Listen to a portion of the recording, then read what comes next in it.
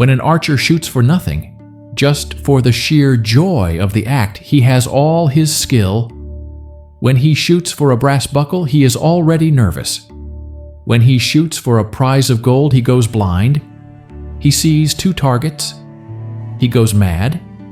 His skill has not changed, but the prize divides him. He cares. He thinks more of winning than of shooting, and the need to win drains him of his power. Why is it that the hand that can thread a needle in the solitude of a quiet room shakes uncontrollably when holding a pen to sign a contract? Why does the eloquent speaker, who charms friends at a dinner table, stumble and stutter the moment a camera begins to record?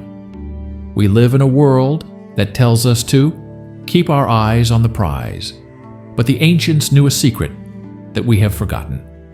They knew that the prize is the very thing that makes us miss the mark. Welcome, weary traveler. Sit by the fire. Let us speak of the paradox of ambition. Let us speak of why, when we want something too much, it slips through our fingers like sand.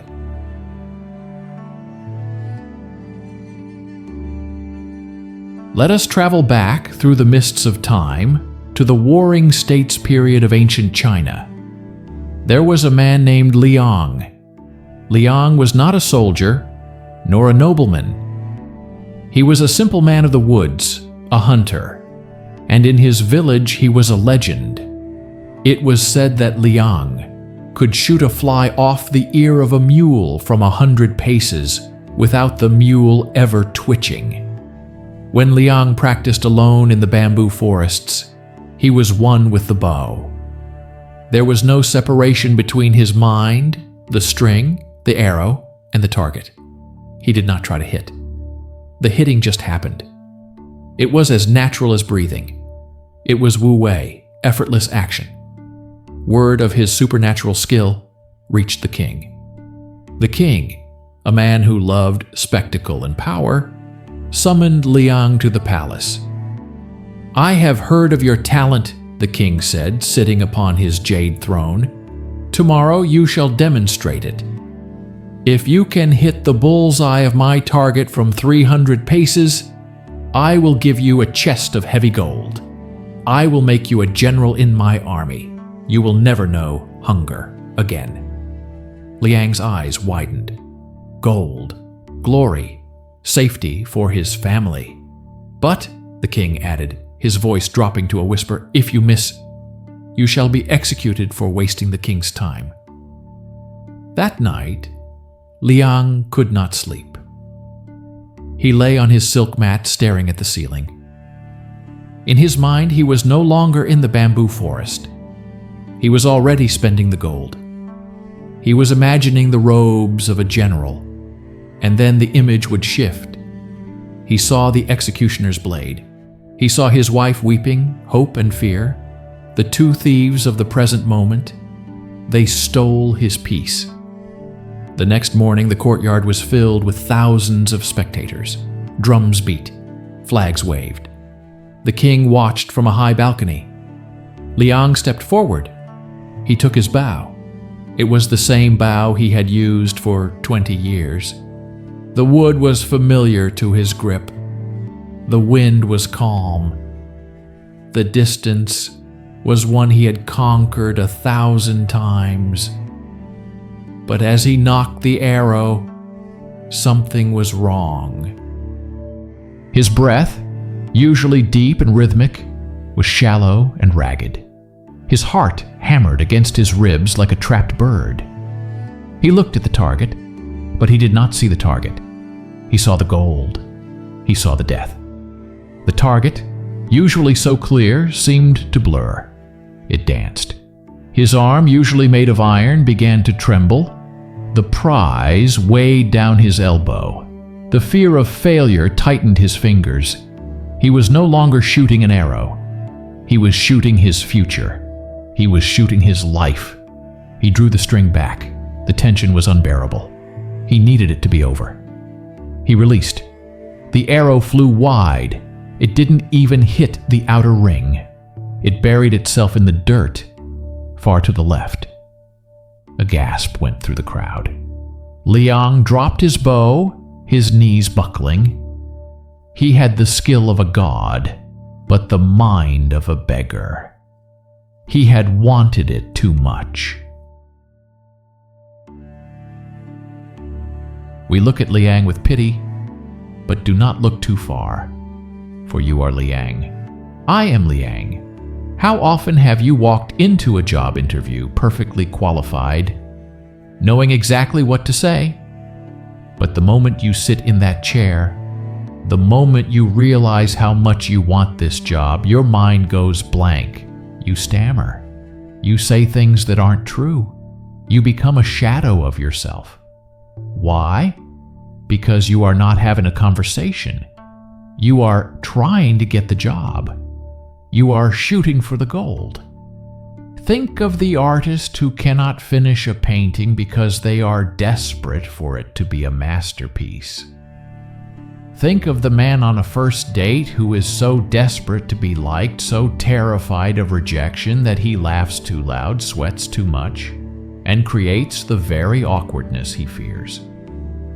In psychology, this is known as the Yerkes-Dodson law. It suggests that while a little bit of stress can sharpen our focus, too much arousal, too much desire, too much stake, causes performance to plummet. But the Taoists and the Stoics go deeper than psychology. They tell us that this is a spiritual sickness. It is the sickness of excessive potential.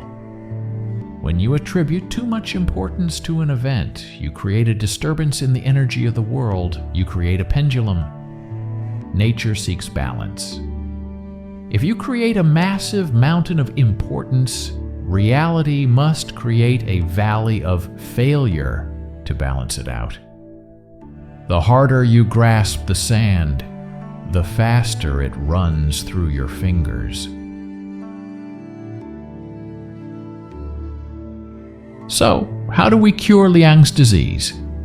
How do we lower the bow and hit the mark when the stakes are high? Let us look into the fire and find the 3 principles of the empty mind. The first lesson comes from the Bhagavad Gita and the Stoics. It is the understanding that you have the right to your labor, but never to the fruits of your labor. Liang failed because he was mentally living in the future. He was consuming the reward before he had performed the action. When your mind is on the gold, it is not on the string. You cannot be in 2 places at once. If your mind is at the finish line, who is left at the start line to run the race? To master this, you must develop a kind of cold indifference to the outcome. This is not apathy. It is a protective shield for your skill. You must say to yourself, I will write this book, and I do not care if no one reads it. The writing is the point. I will speak my truth in this interview, and I do not care if they hire me. The speaking is the point. Paradoxically, by not caring about the gold, you become the master who is most likely to win it. There is a concept in modern metaphysics called excessive importance. Imagine walking along a wooden plank that is lying on the ground. You can walk it easily back and forth. You could dance on it. Now place that same plank between 2 skyscrapers 1,000 feet in the air. Would you walk it with the same ease? No. Your legs would shake. You would crawl. You might fall. The plank has not changed. The width is the same. The physics are the same. Only the importance has changed. When we fail, it is rarely because we lack the ability. It is because we have raised the plank to the height of the skyscrapers. We have convinced ourselves that this is my only chance. If I fail this, my life is over. This person is the only love of my life. We must mentally lower the plank. We must look at the king's gold and say, it is just yellow metal. We must look at the job interview and say, It is just a conversation between two monkeys in suits. Reduce the importance. Bring the plank back to the ground. When the stakes feel low, the body relaxes. When the body relaxes, the skill returns. The ultimate state is Wu Wei. This translates to non-action, but it does not mean laziness. It means action without the interference of the ego. When Liang shot in the forest, he was in Wu Wei. There was no Liang. There was only the shooting. The ego is the voice that narrates your life. Am I doing this right? Do they like me? What if I mess up? The ego is a terrible archer. The ego is clumsy. To enter the flow, you must focus entirely on the sensory details of the process, not the intellectual implications of the result. If you are giving a speech, do not think, I must inspire them. Think, feel the feet on the floor. Hear the sound of the voice. Pause. Breathe. Occupy the present moment so fully that there is no room for the future to enter.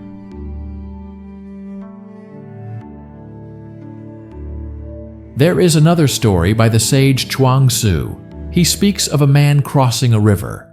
If an empty boat drifts down the current and crashes into his boat, the man will not be angry. He might push it away, but he will not shout. But if he sees a person in that other boat, he will scream. He will curse. He will demand to know why they are so careless. The collision is the same. The damage is the same. But the presence of a person, an intention, an ego, creates the anger. When you approach your tasks, be the empty boat. Do not be full of yourself. Do not be full of your desires, your fears, your need for validation. Be empty. If you are empty, the pressure cannot crush you, for there is nothing to crush. If you are empty, the wind blows through you. You become a vessel for the skill that you have already earned.